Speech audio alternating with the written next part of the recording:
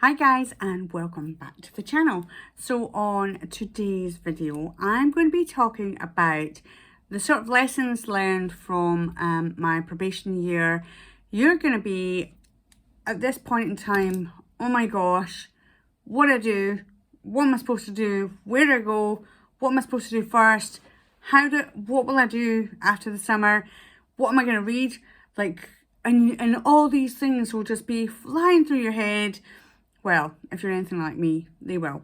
So this video is basically just going to do a run through. I'm going to try and make it as short as possible because there's so many sort of life lessons to learn throughout this year. But I'm going to try and keep it to the beginning of the year and what I did at the beginning of the year and what I would recommend that you do. You do what you want, you do you, but I think that these are the kind of things that if I was to do it all over again, it would set my mind at ease. So I'm going to crack on and go with it.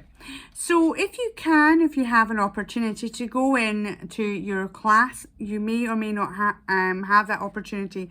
Obviously, because of COVID-19, it's made things really different, but that's also good in a way because one, there's a bare minimum allowed in classrooms now, so everything has to be completely clear so it can be cleaned down, so there's no paraphernalia, anything like that.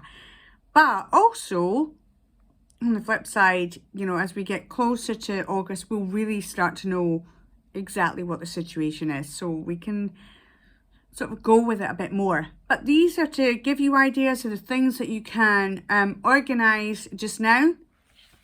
So your classroom area, your layout, what I would suggest is sort of have a look at it and decide which areas you're going to have. You're going to have your numeracy, your literacy, probably your IDL, so your topic work, health and well-being, ICT, those kind of things is what you're going to have.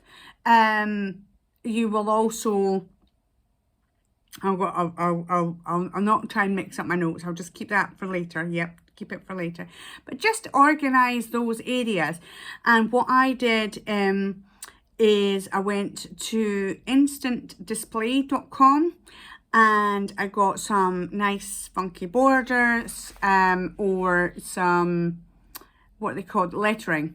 So numeracy, language, literacy, health and well-being, all those lettering, I got them from instantdisplay.com. They were really cool. The woman there, she can specialize and personalize things for you, or you can download all these amazing things that she's made available for free. So yeah, you can go there and that's really good, but just to have it in your head. Also, if you can save the school budget and print that off, laminate it at home. Although I did not laminate my lettering, just purely to try and save on the plastics. Obviously, if we are going towards, we're trying to be more environmentally friendly, then we're going to try and reduce the amount of plastic. So yes, you may use them year on year, but because they're up on the wall, I mean, mine's are, I can use them again and again and actually be okay. The other thing is that I would blue tack them to the wall. Do not staple them to the wall. I made this mistake and then I looked at it and I thought, this is horrible. I don't like what it looks like. So I had to try and pull it out without ripping it, without, pulling off half the wall. Get blue tack and put it on. What's more, it's actually at the end of the year when you're doing it and you're taking it all off, you just keep all the blue tack on and then you can just stick it on another wall and it saves you a whole other job. So that was good. But yeah, just blue tack it to the wall, don't staple it. That was my first feeling.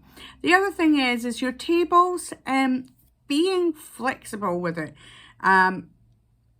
as we come into August, obviously it's in Scotland, so I'm talking about August. For NQTs out there, which is what they call probationers in England, then you'll be doing something different, September-ish. But you will have an idea as to how things will work with the pupils, and oh, it'll be lovely if we have a group here and a group there, or maybe by the time that August comes we'll have to have Victorian style table layout, whatever it is, I don't know, just to have that distancing. But just be very aware, and this will probably happen anyway because of the whole situation.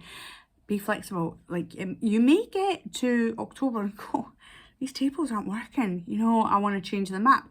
You might get to the end of week 1 and go, I want to change the map.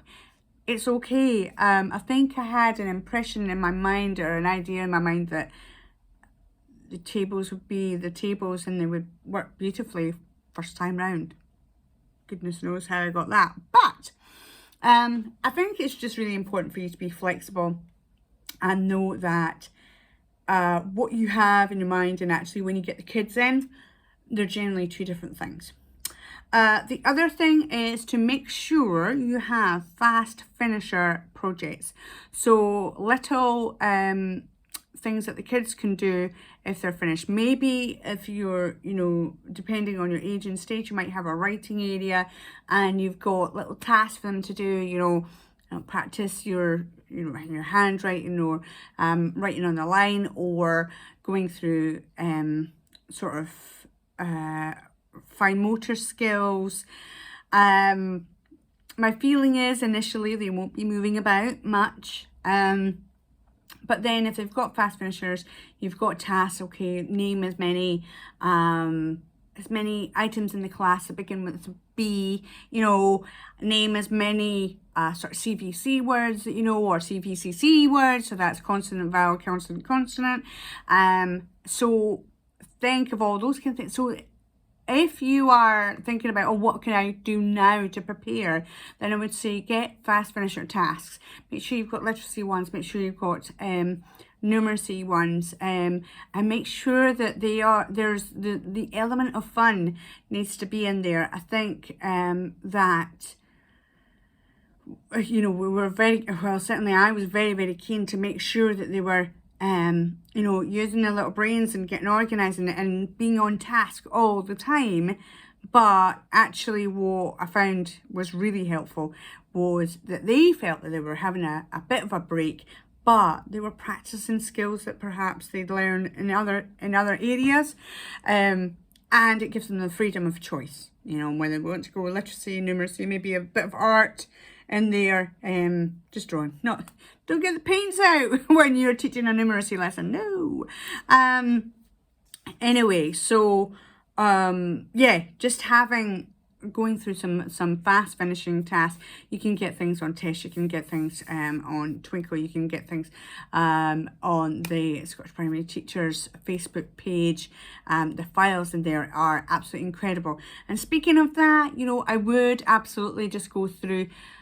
It can really feel overwhelming, but if there's a particular area you're thinking of, you're like, I want to know how to teach primary 4 spelling, you know, what are the kind of things that I would be looking for, then yeah, go ahead and either look in the files section of the Scottish Primary Teachers Facebook page. There's a primary teachers page as well.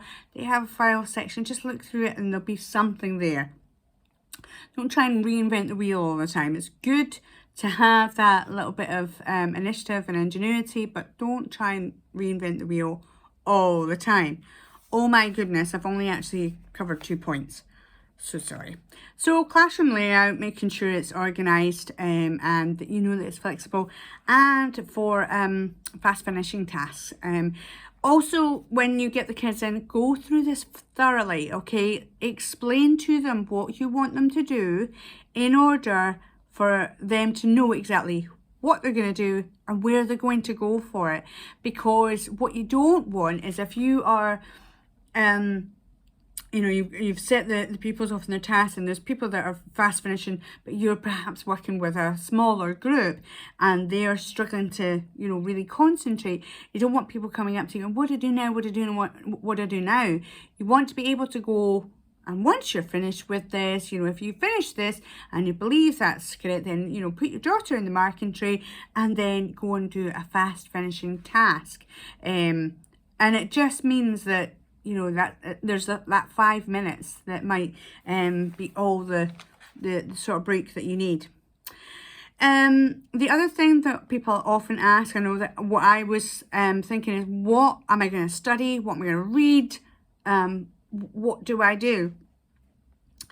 First of all, and people will say this all the time, take a break.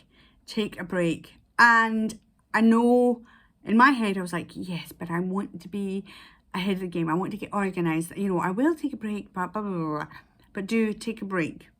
However, if you are interested in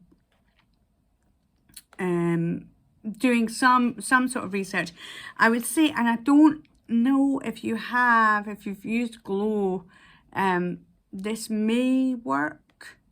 You may not have your Glow now, as well with your university, but if you have Glow, you might have your Microsoft Educator courses.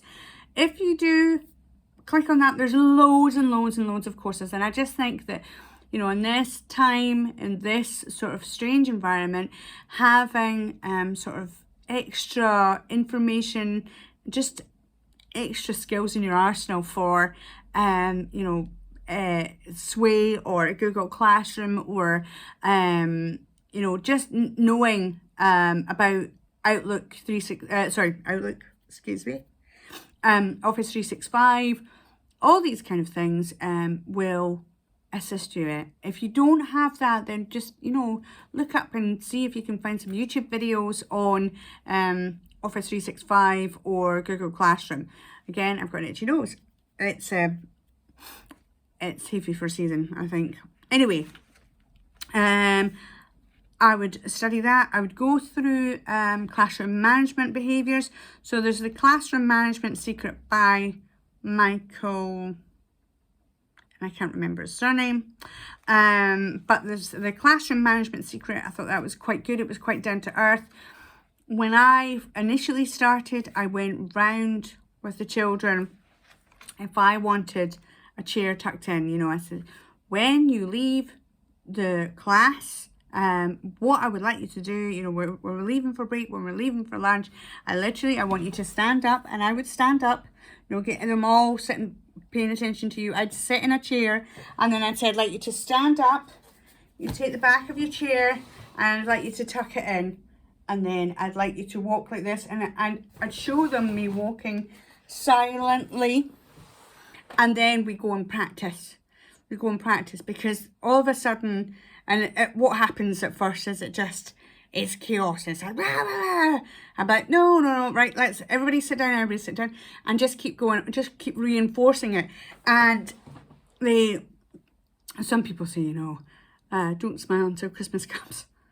Ridiculous concept. But what I would say is that start off really, really strong, okay? If you let like a hubble bubble go, then by the time that week 2 comes, it'll be like really, really loud. Okay, so just be firm with the silence. You know, we're going along the corridors. We're not disturbing other classes. And for me, you know, it was largely an open plan, so it was really important for me that they were quiet and they weren't disturbing other classes. And they appreciated, especially when other classes came along with a big hubble bubble, and I'm like, you know, is that nice? Do you feel disturbed? And they're like, yeah, we really do. And they really got that. And I think if you, he gives those kind of top tips. And I just think that if you're going to find your own way, but make sure that you start off strong, because if you know, sort of let it sort of go at this level, by, you know, the end of week 1, it's up here, and it becomes less and less manageable. But the kids, they know your expectations, they know what they're expecting from you. You know, they're not expecting you to be mucking about or shouting or screaming or whatever it is, and you expect the same for them. One of the key things that I did do, which was really useful, is I started, and this is one of the big things, any transitions, because it can always be really difficult to transition.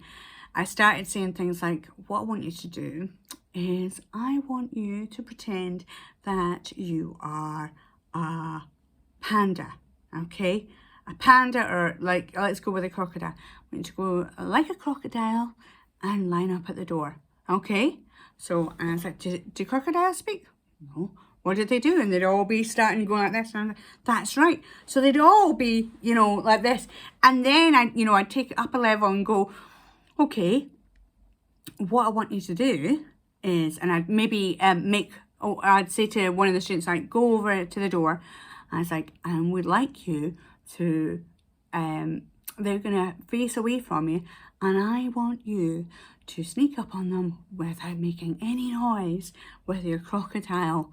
And I'd do it with me, and I'm like, I'm just going to write this little thing down, but, you know, I don't expect to hear any noise, and I know that you probably won't move, but I'll just write this down. And by that time, they're all moving, and they're sneaking up, and then I'll lift up, and I'll go, how did you get there?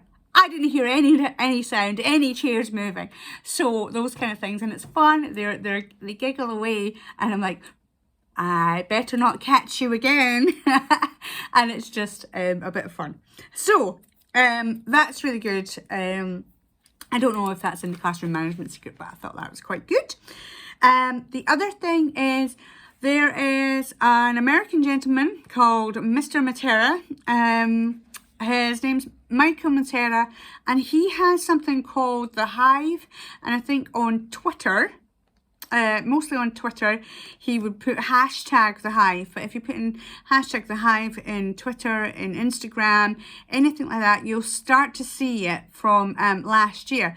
But he'll start to create the traction for this year. And what he does is he collaborates a whole load of teachers together, and it's one a day, and basically he's interviewing them, giving them their top tips. And maybe it's a language expert, maybe it's somebody who deals with a specific reading strategy, or somebody who deals with IT or something like that. And honestly, just watching them,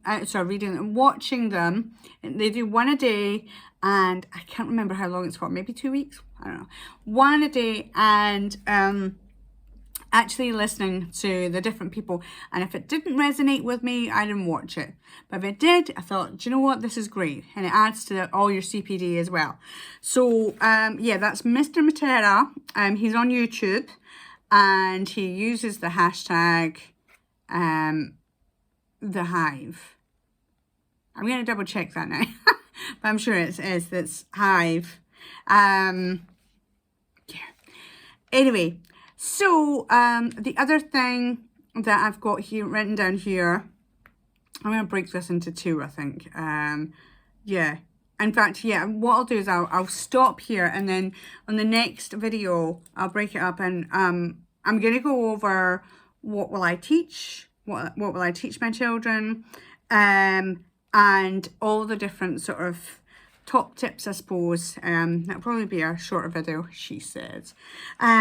But all the top tips that I would say for those initial weeks coming into it. So hope that's helped. Please let me know in the comments, you know, what you would like to hear more about. If there's anything else, any other questions that you've got. We'll make this part 1, and then the other one will be part 2. Yeah, and hopefully you will get sort of a lot of those questions asked. Please, can I ask you, if you've enjoyed this video, that you would share it with your friends, that you would get the message out there. If you find this useful, I really appreciate if you hit the subscribe button, hit the notification bell, and as I say, comment any useful tips, tricks that you have found on this, or that you can really relate to that. Anyway, guys, enjoy the rest of the day, and we'll see you on the next video. Mwah! Don't forget to be the best you can be.